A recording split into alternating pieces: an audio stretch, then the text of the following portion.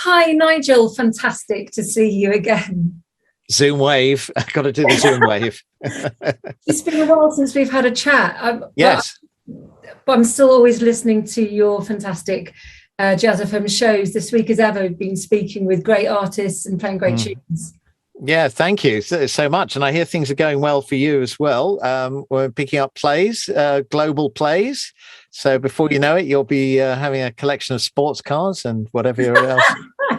I don't know if that ever happens in the land of jazz, but but it's amazing. Stuff is just being played overseas at national stations, and it's like, wow, thanks. All right. Yeah, it's been amazing. Well, you deserve it. You deserve it. Thank you, Nigel. Thank you. So the name Nigel Williams and JazzFM go hand in hand and have done so for a fantastic, great period of time. I mean, with you producing and presenting your flagship radio show for JazzFM, you know, what's it you love most about presenting radio and interaction? It's an interesting medium, isn't it? I always vowed that I would do it. Once I got into it, I said I'd do it for as long as I thought that I was into it. I wasn't going to be one of these people just clung onto it, because it's, it's fun. And some would say an easy job, but I got in from university because I always wanted to do radio. I did university radio and worked at various radio stations. And this sort of wave of like one job to another seems to have continued on for longer than I care to mention, actually. But the jazz thing really has helped me along because I've always liked jazz, but I wasn't, before becoming a broadcaster, I wouldn't really call myself a jazz aficionado. I just liked it. I didn't know why I liked it. I didn't know much about the history of it or anything.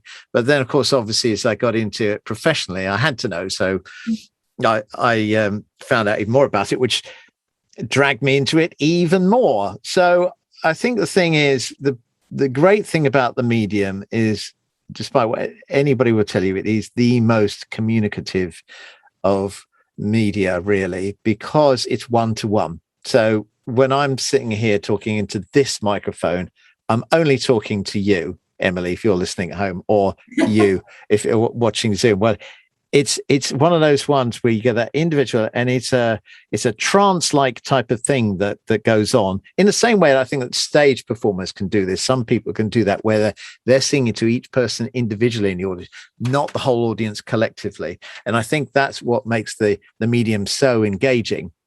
And I can sit in a studio like this that's empty and not feel alone because I'm actually with those people, and I'm trying to bring you something that's entertaining. During the pandemic, I was trying to help people along. I think radio did so well during that time to provide company to people who were alone, and just get that message over that we were all in this together, and that we would get through it. And then the music from people like yourself, that uplifted people or allowed people to express their emotions. I'd say it's a magic medium, and that's why it's still here after all these years, Emily.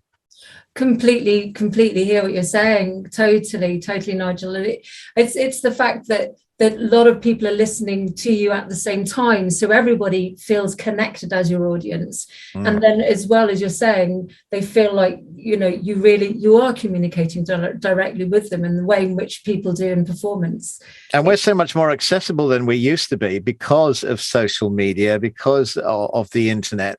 Somebody can ping me a message during the show and I've got it seconds later, and that might be in the middle of a song and I'm going, Emily's just sent me an email, she's got a new song coming out, whatever happens to be. But you're right, it's so immediate, and I can make that decision. It's not a producer telling me to do that.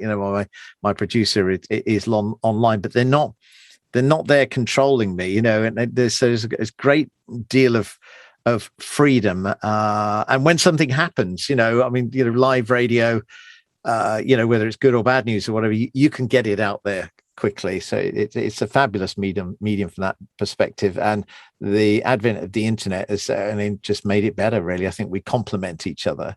Whereas television, they had that old thing in the 80s, video killed the radio star. It was only just a chapter in the history of media. and we're still here. But anyway, okay, nothing stays the same. That's the thing. Have there been any outstanding moments that would kind of go on a sort of a desert island disc of memories?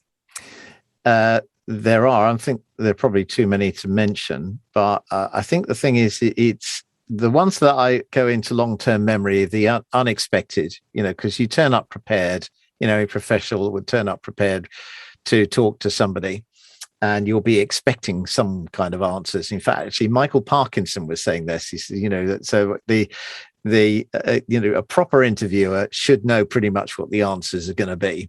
But then on top of that, there will be some surprises.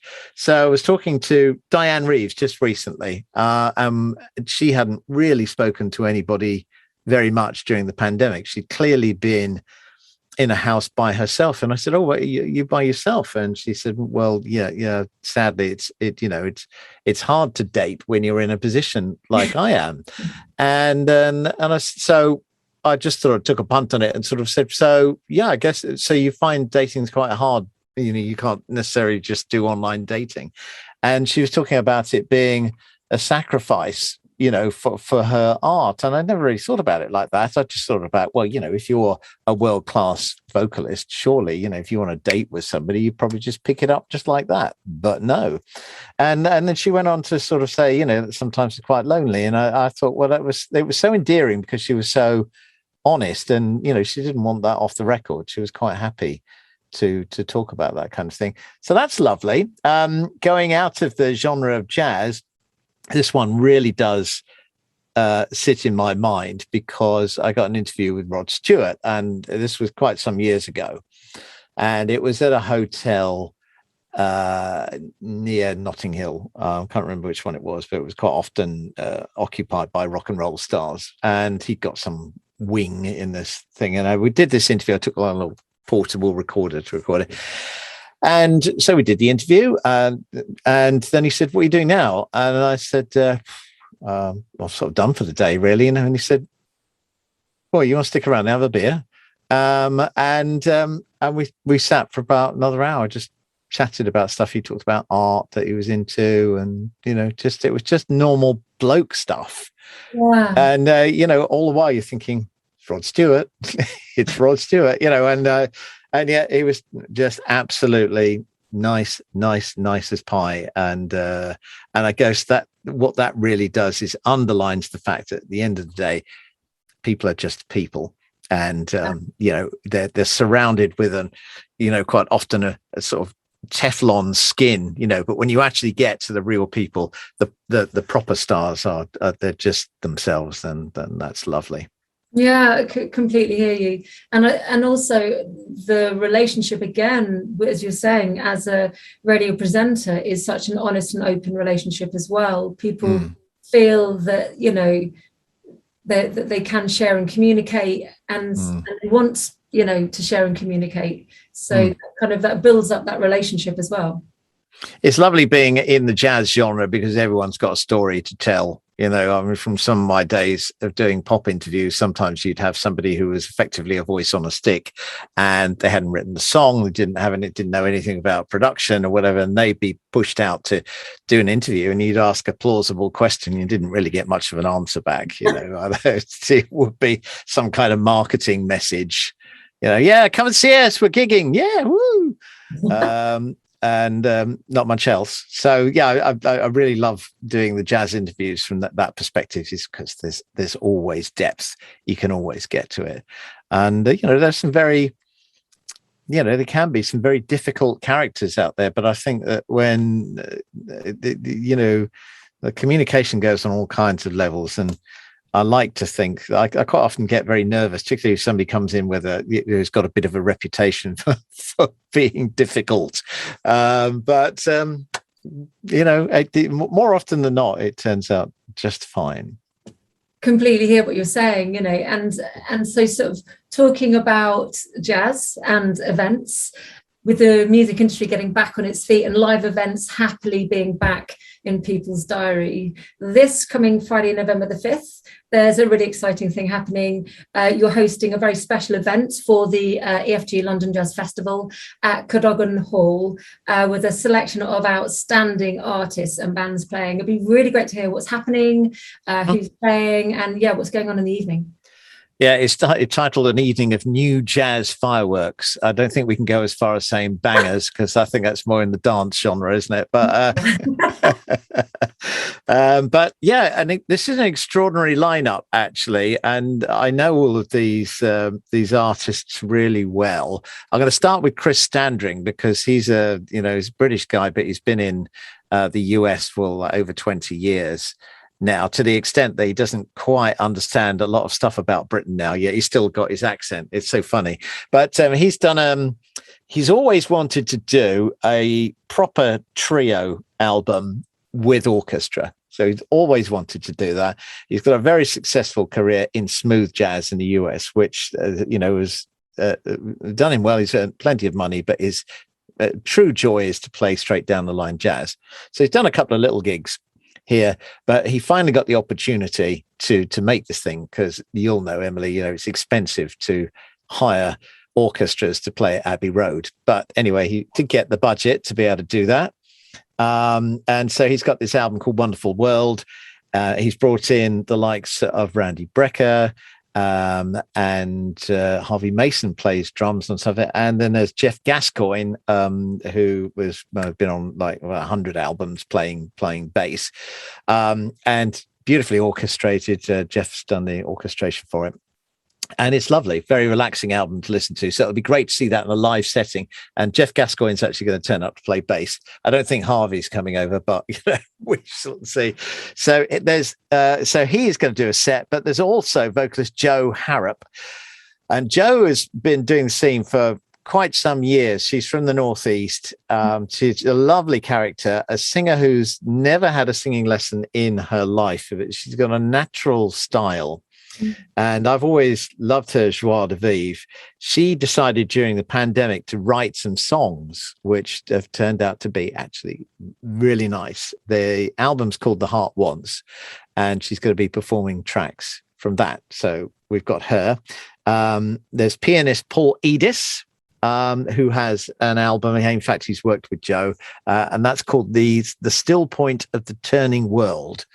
Some beautiful melodies on there, and then there's is he playing in Joe's he will play with Joe at one point, but he is doing his own solo set as well, so it'd be nice. And then there's British Standard Time, which is a little ensemble that's been put together for the event.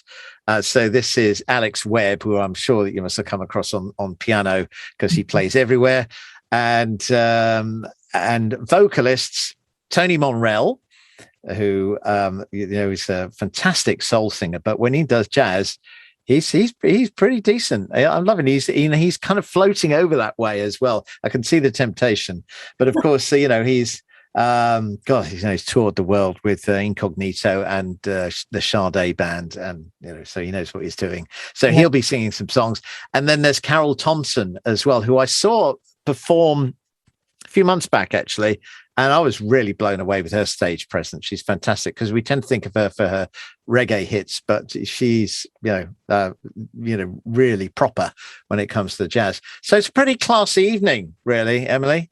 It definitely is. It sounds really exciting, and as well in British Standard Time in the band, there's for example Sophie Alloway on drums, who is in so many incredible bands and does so much around the London scene as well, and outside as well. So it's strong. Jamie McCready, it's going to be a really, really exciting evening. Definitely. I'm looking forward to it. I love that venue. So Cadogan Hall, for those who don't know, it's just off Sloane Square, and it's got a super feel to it there. I think it's because the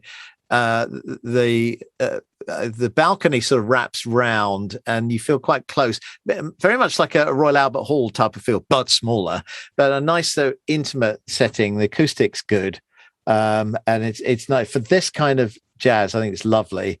And of course, you'd be able to have a nice gin and tonic or something other and sit there and soak it up. A nice posh night out. In fact, I did do a gig there just when it started to open up.